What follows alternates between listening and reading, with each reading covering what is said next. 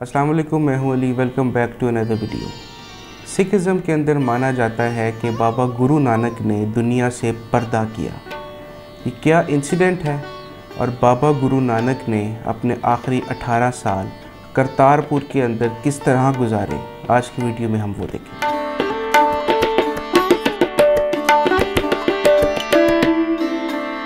इस वीडियो को शूट करने से पहले मैंने अपने एक बहुत ही अच्छे दोस्त प्रकाश सिंह से हेल्प ली, ताकि इस वीडियो के अंदर मैं जो भी बात करूं वो सिख बिलीफ से रिलेटेड हो। बाबा गुरु नानक का जो दुनिया से जो पर्दा करने का बिलीफ है सिखिज़म के अंदर, उसके बारे में हम आगे जाके बात करेंगे।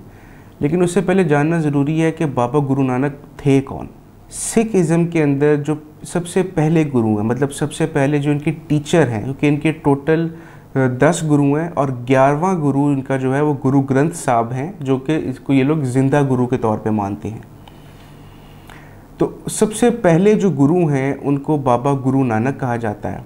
बाबा गुरु नानक वैसे तो एक हिंदू फैमिली के अंदर पैदा हुए थे, लेकिन उनके जो बिलीव्स हैं वो थोड़े से ज़रा डिफरेंट हैं। बाबा गुरु नानक ने बहुत यंग एज से ही अपनी जो इल्म की जो जर्नी है उसको स्टार्ट कर दिया था। उनका बेसिक मकसद ये था कि ख़ुद को एक अच्छा इंसान बनाना है और उनके जो आसपास लोग हैं उनको भी एक अच्छे रास्ते पे चलने की तलकीन करनी है। बाबा गुरु नानक के दौर में सिखिज़म रिलीजन नाम की कोई चीज़ नहीं थी। बाबा गुरु नानक के पास डिफरेंट रिलीजन्स के लोग आया करते थे और वो उनकी हेल्प किया करते थे इल्मी तौर पे, वो चाहे हिंदू हो, मुसलमान हो, क्रिश्चियन हो या कोई भी और रिलीजन हो, क्योंकि सिखिज़म उस टाइम एग्जिस्ट नहीं करता था। बाबा गुरु नानक का एक कहना था, ये बात मुझे मेरे दोस्त ने कंफर्म की, प्रकाश सिंह ने, कि उनका कहना ये था कि मैं जो भी लोग उनके पास आया करते थे उनसे वो बोलते थे कि मैं तुम लोगों का गुरु नहीं हूँ।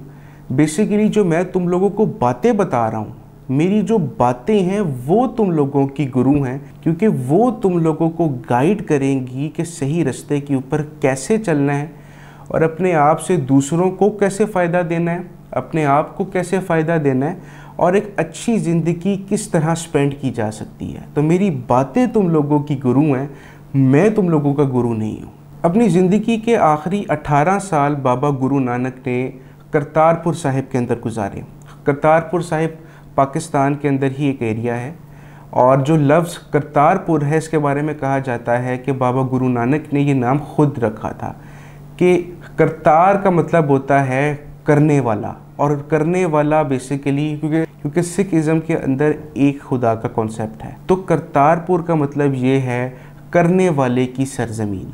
तो अपनी ज़िंदगी के आखिरी जो 18 साल हैं बाबा गुरु नानक ने करतारपुर के अंदर स्पेंड किए थे। करतारपुर उस वक्त पे एक बिल्कुल बेयाबान सी जगह थी, सिर्फ खेत थे वहाँ पर, और बाबा गुरु नानक को के हर मज़हब के लोग उनको फॉलो करते थे, उनके पास आते थे रहनुमाई के लिए और बात करने के लिए। तो बहुत से लोग उनके साथ वहाँ पे शिफ्ट भी हो गए थे, लेकिन ज़्यादातर लोग ऐसे थे कि जो कि वो उन्होंने उस जगह को इख्तियार कर लिया था कि अब मैं यहीं पे रहूँगा। तो बहुत से लोग दूर से उनको मिलने के लिए वहाँ पर आया करते थे। लेकिन उधर रहते हुए उन्होंने सिखिज़म की जो 3 कोर प्रिंसिपल्स हैं उसके बारे में कहा जाता है कि 3 कोर जो प्रिंसिपल्स हैं वो उन्होंने खुद करके दिखाए ताकि लोग उनसे सीखें। सबसे पहला जो उनका बिलीफ जो उन्होंने वहाँ पे खुद करके दिखाया उसको कहा जाता है किरत करनी। किरत करनी का मतलब ये है ऑनेस्ट लिविंग, मतलब जो भी करना है ऑनेस्टली करना है। यहाँ तक कि उन्होंने खुद खेती बाड़ी की और लोगों को बताया कि अगर मुझे ज़िंदा भी रहना है तो मुझे उसके लिए मेहनत करनी है, ईमानदारी से रोटी कमानी है, ईमानदारी से मुझे अपने लिए खाना कमाना है और मैंने किसी के साथ कोई चीटिंग नहीं करनी, बल्कि अपने आप को और अपनी जो इर्द गिर्द लोग हैं, अपनी फैमिली है, उनको मेहनत करना सिखाना है। जो सेकंड कोर प्रिंसिपल उन्होंने वहाँ पे किया वो था वंड चखना। वंड चखने के अंदर ये आता है कि दूसरों के साथ शेयर करना। अब उस शेयर के अंदर हर चीज़ आती है, उसमें वक्त भी आता है, उसमें खाना भी आता है और मोस्ट इम्पॉर्टेंट उसके अंदर नॉलेज भी आता है। एक बड़ी मज़े की चीज़ ये है कि आप जिस भी सिख इबादत गाह पे जाएं तो वहाँ पे फ्री लंगर का इंतज़ाम होता है, मतलब फ्री खाने का इंतज़ाम होता है। तो कहा जाता है कि जो वंड चखना है इसके अंदर जो फ्री खाना लोगों को देना है ये भी उसी का ही हिस्सा है। तो बाबा गुरु नानक ने ये सेकंड कोर प्रिंसिपल भी खुद लोगों को करके दिखाया ताकि लोग इसको अपनाएं और दूसरों को फ़ायदा दे सकें। उसके बाद जो थर्ड कोर प्रिंसिपल उन्होंने किया वो था नाम जपना। नाम जपने का मतलब ये है क्योंकि सिखिज़म के अंदर एक खुदा का ही कॉन्सेप्ट है, तो जो खुदा है जो यानी कि रब जी हैं, सिखिज़म के अंदर रब जी भी कहा जाता है, तो उसका नाम को नहीं भूलना, मतलब उसके नाम को लेके चलते रहना है अपने साथ। अब मैं एक इसमें चीज़ बड़ी मज़े की ऐड करूँ कि जो लफ्ज़ सिख है, सिखिज़म एज अ जो मेरे दोस्त ने मुझे इन्फॉर्मेशन दी है क्योंकि वो ख़ुद सिख हैं तो उन्होंने मुझे इसके बारे में इन्फॉर्मेशन दी है कि सिखिज़म एज अ रिलीजन का जो स्टेटस इसको मिला था वो 1699 के अंदर मिला था। बाबा गुरु नानक ने अपने लोगों को सिख कहा, लेकिन सिख का जो लिटरल मीनिंग मुझे बताया गया है, इसका मतलब है सीखने वाले। तो सिख उस वक्त हर वो शख्स था, मतलब जो भी बाबा गुरु नानक के पास आता था सीखने के लिए, बाबा गुरु नानक उसको सिख बोलते थे कि तुम सीखने वाले हो। तो इसको लेकिन एज अ रिलीजन ये 1699 के अंदर फॉर्म हुआ था। 18 साल स्पेंड करने के बाद एक दिन बाबा गुरु नानक ने अपने फॉलोअर्स से कहा कि मेरा अब जाने का वक्त आ गया है। तो उन्होंने अपना एक सक्सेसर चूज़ कर लिया जो कि सिखिज़म के अंदर दूसरे गुरु हैं, गुरु अंगद साहिब। तो अकॉर्डिंग टू सिख फेथ, जब बाबा गुरु नानक ने दुनिया से पर्दा कर लिया और उनकी जो बॉडी है वो रह गई भी थी। तो अब जैसे कि मैंने आपको बताया था कि मुस्लिम्स, हिंदू और मतलब और भी जो भी लोग थे वो उनको अपना गुरु मानते थे। तो बात अब ये हुई कि मुस्लिम्स का बोलना ये था कि हमें बाबा गुरु नानक की बॉडी दी जाए कि हमने उनको दफनाना है कब्र के अंदर, और हिंदूज़ का बोलना ये था कि हमें बाबा गुरु नानक की बॉडी दी जाए कि हम उनको अपना गुरु मानते हैं और हम उनकी अपने तरीके से क्रिमेशन करेंगे। तो क्योंकि मुस्लिम्स असल में उनको पीर मानते थे और वो हिंदूज़ उनको अपना गुरु मानते थे, तो उसका हल ये निकला था कि उस वक्त के किसी बड़े ने कहा कि बाबा गुरु नानक की जो बॉडी है उसके लेफ़्ट साइड के ऊपर मुसलमान फूल रखें और राइट साइड के ऊपर हिंदूज़ फूल रखें। अगले दिन आके देखेंगे कि जिस साइड के फूल जल गए होंगे यानी डेड हो गए होंगे, उस साइड की जो लोग हैं उनको बॉडी नहीं दी जाएगी बल्कि दूसरी साइड को दी जाएगी। तो यही काम किया गया कि उनकी बॉडी की एक साइड पे मुस्लिम्स ने फूल रखे और एक साइड पे हिंदूज़ ने फूल रखे। तो बाबा गुरु नानक की जो बॉडी है उसके ऊपर उनकी चादर को डाल दिया गया।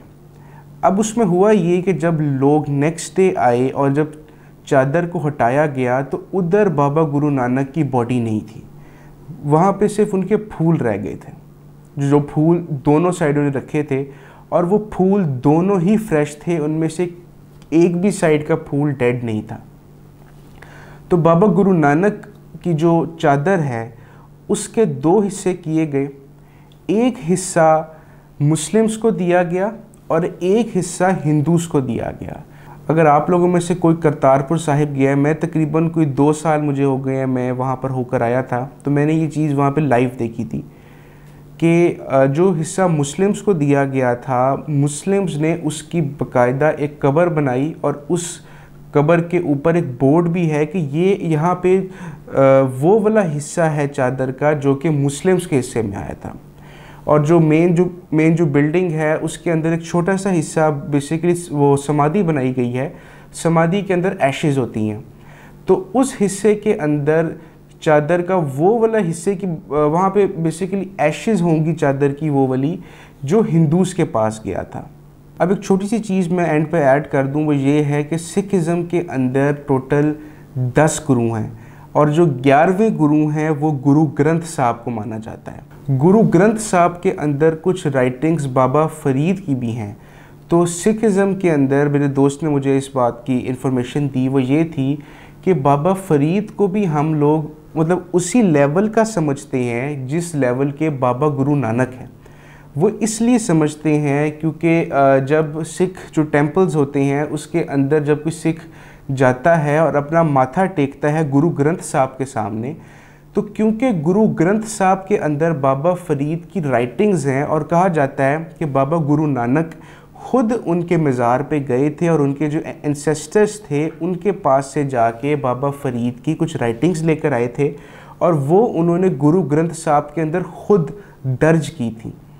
तो क्योंकि उसके अंदर बाबा गुरु नानक की भी चीज़ें हैं गुरु ग्रंथ साहब के अंदर और बाबा फरीद की भी चीज़ें हैं, तो सिख उस गुरु ग्रंथ साहब को जब माथा टेकते हैं, जब मतलब कि सजदा करते हैं उसको, तो उसके अंदर हर चीज़ इक्वल है। तो बाबा फरीद का लेवल और बाबा गुरु नानक का जो लेवल है वो उनके लिए इक्वल होता है। ये जी एक शॉर्ट्स इंसिडेंट के बारे में वीडियो थी और बाबा गुरु नानक देव के बारे में छोटी सी इंफॉर्मेशन थी।